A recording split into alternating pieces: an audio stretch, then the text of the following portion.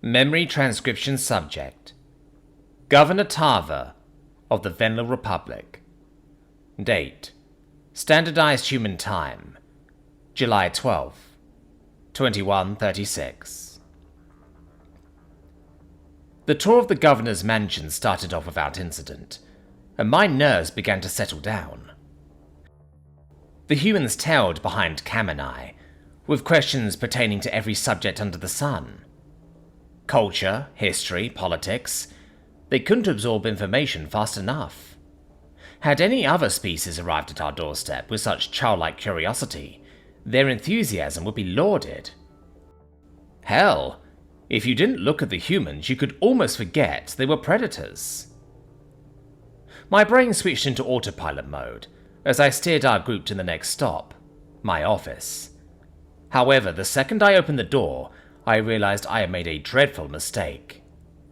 In this morning's panic, I had left the TV on. The news was cycling through footage of bomb shelters across the planet. Government advisories played on loop in the background. They were speaking rather candidly about the humans' foray and the likelihood of mass casualties. I scrambled to turn it off, but it was too late. The humans wandered over to the screen, staring in silence. They hadn't been this quiet since we started the tour. Seeing masses of people huddled together, crying, must have stirred something in them. I was wondering why there were so few staff here. No reporters either, Noah said finally. They've all been evacuated, haven't they? I cast my gaze downward. Yes. You thought we were here to attack you. There was a flash of something in his brown eyes, and he pressed a hand to his forehead. My God. Sarah, you see how they look at us. I think they still believe that. Is that true, Tarver? Sarah asked. What do you think is our purpose? Panic fluttered in my chest. There was no way to formulate a convincing reply. I took a few steps back, eyeing the humans warily. To deny the accusation would be to discount their intelligence. They would see right through any further deception. Silence was a way of confirming their suspicions, without having to vocalize our terror. Cam, however, was eager to supply the answer. To kill us, and to have a grand old time dragging it out. No, no, no! That is not the case at all, Noah hissed. We mean you no harm. Look, if you want us to leave, we will. Sarah raised her hand slowly. We never wanted to cause fear or disrupt your lives. We just wanted to meet other people like us. There are no people like you, Cam growled. Really? She pointed to a 3D photo on my desk, a hard glint in her eyes. What about them? The picture in question was of myself, at a conference with dozens of Federation leaders. It was obvious to any intelligent observer that those diverse lifeforms were not of Venlo origin. What were the humans supposed to think? Seeing us comfortable with other aliens, they had to be wondering why they were so feared. I cursed myself for such a blatant oversight. You're right, I managed to speak, though my voice was hardly more than a whisper. They're not from this world, like you. Noah cleared his throat. How many intelligent species are there that you know of? How did you find each other? I hesitated. If the humans intended to purge the galaxy, news of the Federation's existence would give them a starting point. It might also tip them off to the coming rescue party and cause them to accelerate invasion plans. But by the same token, they would discover it anyways. At least this way, we could gauge their reaction.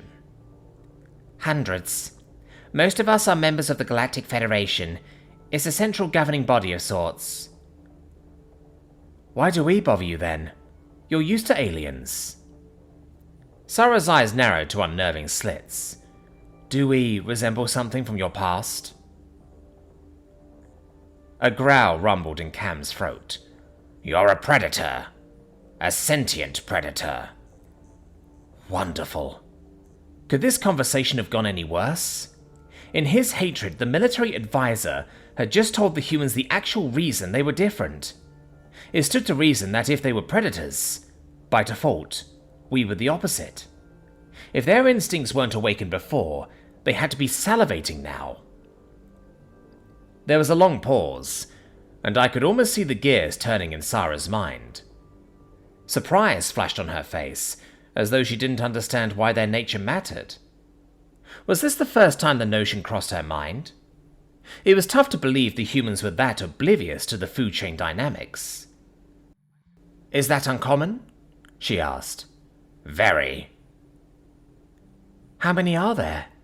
"You're the second." Noah turned his piercing gaze toward Cam. "Who was the first?" Silence blanketed the room with a heavy grip. Nobody wanted to explain what happened with the Arxor. Not even Cam would offer pointed comments on that subject. We didn't need to give the humans any ideas. The captain seemed to notice our expressions darken, and the lines on his own face hardened. "Who is the first?" he repeated. What words could provide an adequate description of evil incarnate? My eyes swelled with water as memories resurfaced. My father, captured alive on the warfront, shipped back piece by piece. The day the Arxor launched a gas attack against my daughter's school and left her brain dead. The slave pens, the irradiated worlds, the Venlor kept as cattle. I buried my head in my paws, trying to hide the tears. Showing such weakness in front of the humans was the worst thing I could do. This species, for all its refined words, were cut from the same cloth as our oppressors. If they saw the extent of our pain, it would be weaponized down the road. Noah's eyes widened, and my heart sank in my chest. The observant visitor had noticed my emotional lapse and seemed to be debating his next action. After a moment's thought, he shuffled closer to me. Every instinct screamed at me to back away, but my paws refused to budge. As the predator reached out with a meaty paw, I waited for him to strike me. My mind was braced for taunting, torture, or whatever else may come. Instead, he gently placed an appendage on my shoulder. "Whatever they did, we're not like that. We're not going to hurt you, okay?"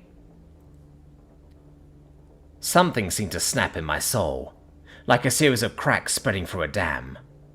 Raw emotion poured through my psyche, and I broke down, sobbing uncontrollably. Noah pulled me closer to him, stroking my head in a soothing manner. His embrace was warm, soft, and delicate, yet I could feel the strength in his arms. There was a silent promise of safety in his grasp. He released me after a few seconds, and wiped a tear off of my face. Cam's jaw looked like it was about to fall off. It was rare to see the general left speechless, but I understood why. Kindness was antithetical to the nature of a predator. He couldn't believe his eyes. For the first time since the humans appeared, I considered that they might be benevolent. They had to feel empathy to understand how to comfort someone, after all. A decision cemented itself in my mind. I couldn't allow innocent people to die simply because of their appearance. The predators might be a threat, but we adjust them based on preconceived notions. "I believe you, Noah," I sniffed. "I'm sorry." "That's the first time you've said my name." The human turned his head away, hiding a smile. "Either of our names." I chuckled, but better late than never. "Cam, rescind the planetary distress signal." "I can't do that, ma'am," the advisor said. "I wasn't asking your opinion. That was an order," I snapped. "For star's sake, I'll do it myself." "You don't understand. The Federation is already here. They're hailing us now."